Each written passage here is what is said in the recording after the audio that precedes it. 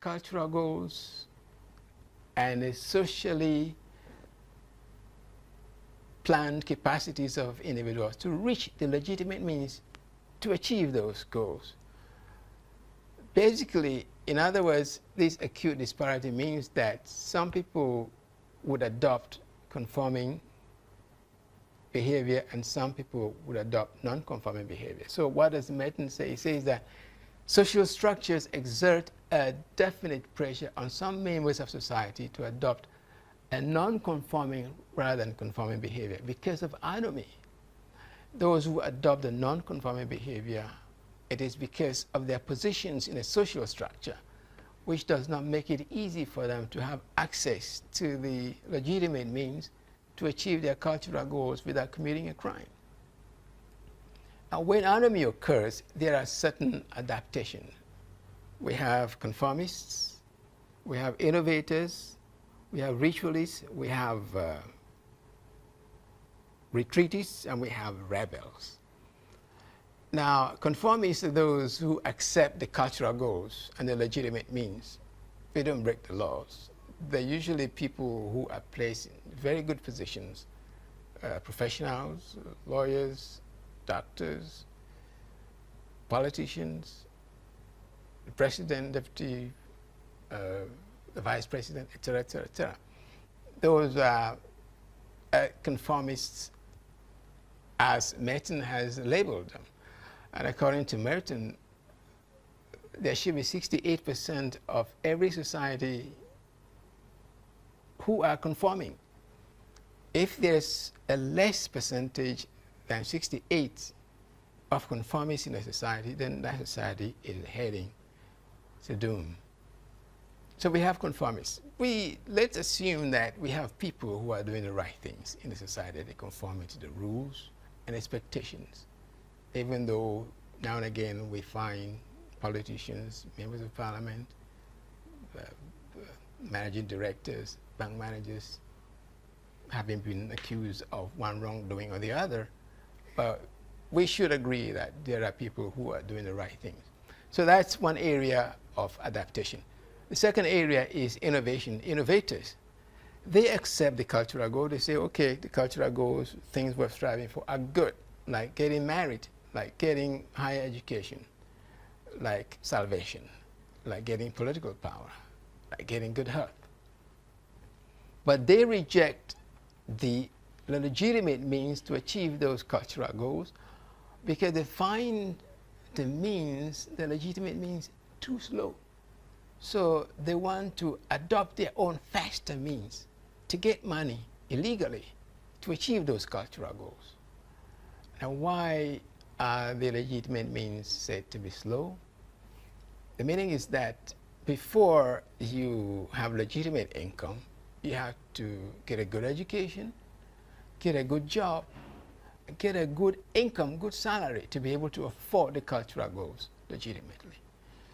And for the innovators, some of them have probably dropped out of school, or they find the process of going to school, spending so many years in second cycle institutions, coming to the tertiary institutions, spending so much time to be so frustrating that they cannot wait to go through all of that system, which Merton referred to as the middle class norm.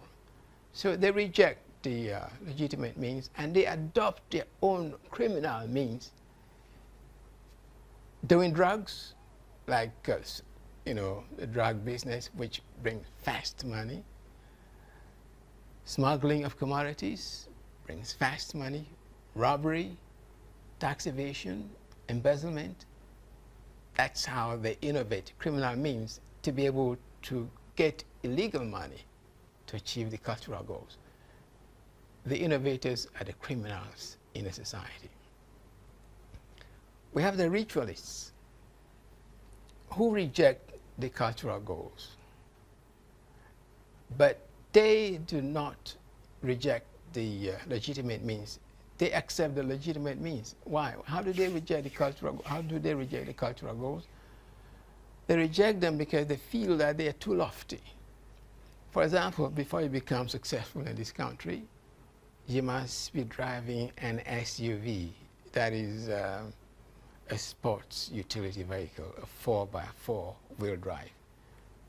The latest state-of-the-art SUV is the Hummer. You might be seen driving a Hummer, then people clap for you that this guy is well-to-do, he's successful. Now, the ritualist says that, listen, you can drive your Hummer to Kumasi, and I'll come to Kumasi in a Tico. We are all going to Kumasi. You are in the Hummer, I'm in Tico, we're all coming to Kumasi. We'll all arrive at the same destination. So why should I spend a lot of money, sometimes through criminal behavior, through corruption, taking bribes, through evading taxes, to be able to afford a Hummer when I can just buy a Tico and be quite comfortable without having committed any crime, just use my own salary? That is the reaction of the ritualists. And they have been compared to Christians, because Christians are not supposed to make a showy display of their means of life. You know, you're riding a Hummer, you're riding a 4x4 wheel drive, and they want people to see that you are up there. No. So ritualists, they reject the cultural goals as defined, and they go by it. They don't violate any of the legitimate means. We have the retreatists. These are the category of people who they have not rejected the cultural goal, neither have they rejected the legitimate means. But after having tried several times to become successful, they failed. So what they do is simply to condemn the cultural goals and reject them, and condemn the legitimate means because they can't have access to them. They just simply give up. They retreat from society into nature. These are the drug addicts who have tried so many times and they can't succeed, so they go into drugs. These are the Rastafarians who retire into the cloister of solitude because they don't want to be bothered by worldliness, all kinds of beautiful stuff. These are the bums, the drunkards who you see in the streets. These are the retreats. They've given up completely, and they're completely unproductive in life. And then we have, finally, the rebels. The rebels, they accept the cultural goals, but they want to redefine them. And they accept the legitimate means, but they want to redistribute them. So basically, the rebels are those who overthrow the government. They overthrow the status quo. They take over power in order to be able to redefine the cultural goals, in order to be able to redistribute the national cake, if you like. We've had a number of examples in our country of rebels or rebellion, and Jerry Rawlings is a typical example. We should be able to figure out how he performed in terms of redefining the cultural goals and redistributing the national wealth. So this is how Robert Merton attempted to explain criminality in the urban communities by the use of the theory of anomie, or the strain theory. We suggest that innovation is the biggest adaptation by criminals in the urban area through illegal means to achieve the cultural goal, because there's so much pressure on everyone to become successful. If you're not successful, you're left behind, and you see your friends going, you don't even know how they're getting there. They're committing crimes, and you want to do the same thing. So basically, this is the how anomie explains criminality in the urban communities. The second theory that we attempted to use to explain crime in the urban areas is the differential association theory, which is a general theory structured around learning.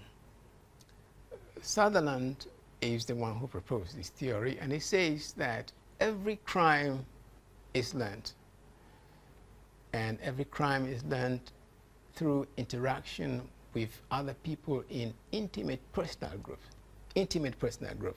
In other words, you don't learn crime from strangers. People who learn criminal behavior from, they have to be your friends, maybe your relations. You're close to them, but not from a stranger you don't know, intimate personal growth. And the learning is carried out through verbal and non-verbal communication, in the sense that verbally, the guy you're learning the criminal behavior from would instruct you on the techniques of how to commit a crime. That's instruction, verbal instruction. Non-verbally, he will simply invite you, come and watch how we do it. And as you watch them, there is non-verbal communication, and you get to learn how they do it.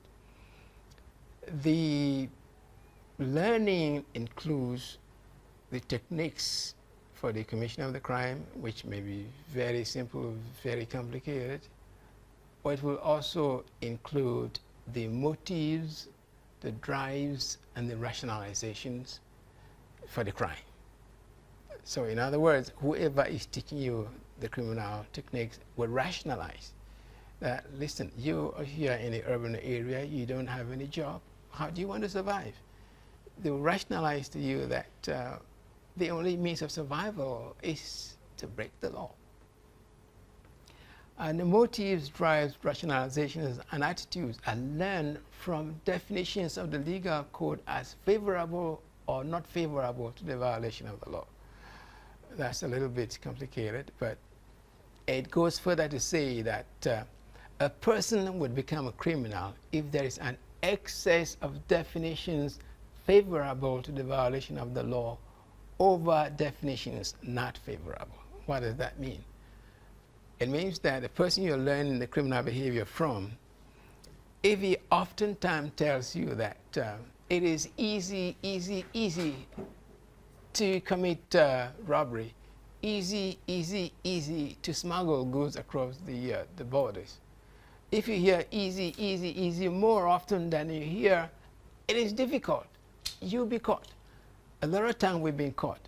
It is so tough. If you're not careful, you're going to be caught. If you hear it is difficult, which of these is going to make you commit crime?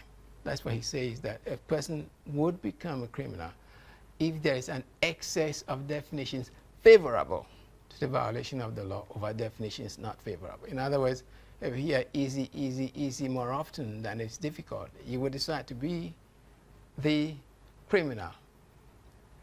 Basically, those are the main tenets of the differential association theory as well, which can vary according to Sutherland, depending on the frequency, the duration, the intensity, and how early in the life of the individual it all began. You should study the details of that theory and be able to apply them to explain any kind of criminal behavior, if you have to do so in preference to the theory of anomy. Now, in the urban areas, the predominant crime is economic criminality. In other words, crimes that are committed to obtain money or property, or to avoid the payment or loss of money or property. Any crime which is directed at gaining money is an economic crime. But to gain property through dubious means is an economic crime, or to prevent the payment or loss of money or property. But people go to pay bribes to customs officers so that they would avoid the payment of the custom duties. All of those are economic crimes. In one way or the other, the objective is to obtain money. And those are the typical crimes that often get committed in the urban community.